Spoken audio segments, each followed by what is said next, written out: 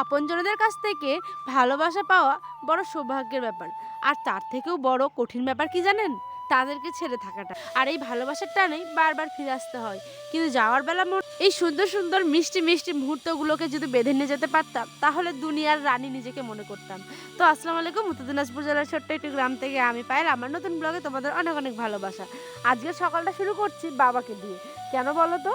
বাবা দেখো, এখানে আমাদের ফলের ট্রেতে কিছু কিছু জিনিস লাগিয়েছিল, তার মধ্যে হয়েছিল পেয়ারা গাছ। আর যেহেতু পেয়ারাটা গাছটা বড় হয়ে গেছে, সেই জন্য আমার বাবা এখান থেকে উঠিয়ে নিয়ে যায় বাগানে। তো পুরো ভিডিওটা দেখো, লাস্টে অনেক চমক আছে। কি করছো? কি? হ্যাঁ, তুমি খেলা করছো? কি নিয়ে? টব নিয়ে? নানু বাগানে?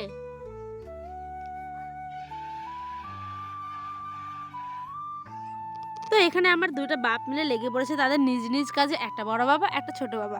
তো কি আর করার, আমি তাদের সঙ্গে আমি তো আর হেল্প করতে পারবো না, আমাকে হেল্প করতে চাইলেও দেয় না, আর একজনকে আমি তো সামলাতেই পারি না। তো দেখো, এই বালতিটার বয়স হচ্ছে প্রায় 30 বছর, তবু একে আগলে রেখে দিয়েছি। কেন জানো?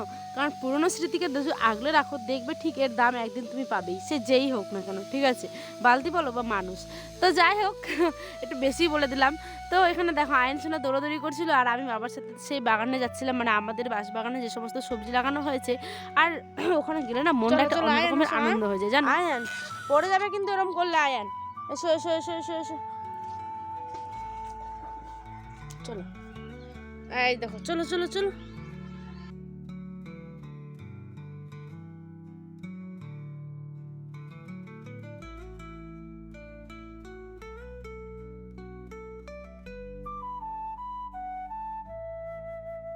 আর এখানে বাবা পেয়ারা গাছটাকে লাগিয়ে দিল সুন্দরভাবে। আর সুন্দর সুন্দর পেয়ারা খেতে কার না ভালো লাগে বলো? বেশ একদম লাল টকটকে হবে। আর এগুলো কিন্তু দেশি জাত, হ্যাঁ, দেশি পেয়ারার গাছ। আর এগুলো গাছের গাছের যখন ফলনটা হয়, তখন দেখবে একটু অনেক টাইপের বড় হয়, আর কি বলো তো, লাল লাল হয়, খেতে জানি একদম দারুণ। তো যখন হবে তোমাদের সাথে অবশ্যই শেয়ার করব।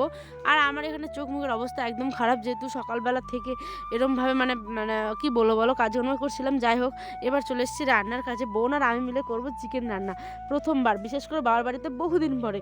আর এই রান্না করতে গিয়ে যা হলো, বাপরে বাপ! একবার বোন বসে তো একবার আমি, একবার বোন বসে তো একবার আমি, কি বলবো।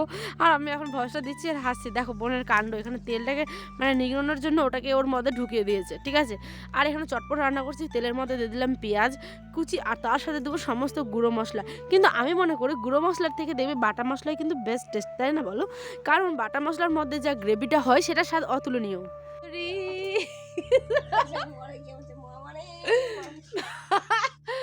মামারি মামারি মামারি, এরম কাণ্ড কিন্তু আমাদের হামেশাই চলতেই থাকে। এই পাগলের মতো দেখো কি করছিলাম, হাসাহাসি, যা হয় একটা মজা, অন্য রকমের আনন্দ, তাই না বলো? আর বোনের দিকে দেখো সিনটা সিনটা টেনে নিচ্ছিল। আর এখানে আমাদের আখাতে যেহেতু রান্না করছি বহুদিন পর, ইচ্ছে করে কিন্তু, ঠিক আছে। আর আখায় রান্না করতে আমার এখন বেশ ভালো লাগে, জানি না কেন। আগে একদম ভালো লাগতো না, দেখেই রাগ উঠতো। কিন্তু পরিবেশ, নিয়ম কারণ, তারপরে বলো যে সমস্তটা পাল্টে যায় জীবনের সাথে সাথে বড় হতে হতে, তাই না বলো? এখানে ফটাফট মাংসটা দিতে বসিয়ে দিয়েছি, আর এদিকে আলুগুলো দিলাম। চোখে এত জ্বালা করছিল যে কি বলবো, এত ধোয়া, তার মধ্যে রান্না করা। আমি তো বসে গেছি রান্না করতে করতেই খেতে, কারণ এত খিদা পেয়েছিল। এখন বাজে 4টা সাড়ে 4টার মধ্যে, জানো, এখন আমি ভাত খাচ্ছি। আর এত পেট জ্বালা করছিল খিদায়, আমি বলছি দে আমি বসে পড়ি। আর এই সেই যে মায়ের বাড়ির মেহমানের জন্য এত কিছু রান্না, আর সেই মেহমান যদি হয় নিজের মেয়েটাই, তাই না বলো? কত তাড়াতাড়ি মানুষ নিজের মেয়ে আর কি মেহমান হতে 1 মিনিটের টাইম লাগে না, তাই না বলো? তো এখানে মা, কাকিমা, বড়মা সবাই মিলে এখানে বেশ বড়মা কিন্তু ক্যামেরার মধ্যে আসেনি, কারণ অনেকে জানোই যে ক্যামেরাতে আসতে চায় না, ঠিক আছে। তো যাই হোক, এখানে মা কাকিমার জন্য আমি ভিডিওটা করেছি, আর আমিও করছিলাম তাদেরকে হেল্প। কিন্তু আয়ান যেহেতু আমার পিছু একদম ছাড়ছিল না, ওই জন্য ওকে পাশে বসেই আমি এদিকে এক হাতে ক্যামেরা করছি, এক হাতে সলতে পিঠেগুলো বানিয়ে নিচ্ছিলাম তাড়াতাড়ি। আর তার মধ্যে হয়ে গেছিলো অন্ধকার, জানোই যে মাংস রান্না করতে 4:30 বেজে গেছে, তখন সন্ধ্যা সন্ধ্যা প্রায়। তো সকালে নামাজ পড়ে নিয়ে দেখো আবার চলে এসে রান্নাঘরে গ্যাসের মধ্যে রান্না করতে। তো কিছুক্ষণ এখানে আমার কাকিমা এখানে করে দিল। তার মধ্যে মা কিন্তু গেছিলো নামাজ পড়তে, তারপরে কাকিমা যাবে নামাজ পড়তে, আর আমি করব রান্নাটা। এই যে দেখো, আমি এখানে চলে এসেছি এখন সলতে পিঠেগুলোকে জলটা, তেজপাতা, তারপরে বলো কি বলো ওটা, দুধ, জল সমস্ত কিছু দেওয়ার পরে, এলাচ দেওয়ার পরেই ওগুলোকে দিয়ে বেশ করে আটা ঝাড়িয়ে ঝাড়িয়ে দিয়ে দিলাম। আর খেতে যা হয়েছিল না মারাত্মক। চিনি, দুধ আর হচ্ছে গুড়, 3টেই দিব। কিন্তু এত সুন্দর টেস্ট হবে যে কি বলবো, কল্পনারও বাইরে। বিশেষ করে আমার কাছে তো এটা ফেভারিট। আর এটা কী খেতে ভালো লাগে জানো? বাসি, বিশেষ করে বাসি মুড়ি দিয়ে খাবে জাস্ট অসাধারণ। দেখো চিনি তো দিয়ে দিয়েছি, পুরোটা এক বয়াম ঢেলে দিয়েছিলাম, তার মধ্যেও দেখছি যে মিষ্টি হালকা কম হয়েছে, সেই জন্য দিয়ে দিলাম হচ্ছে গিয়ে গুড়।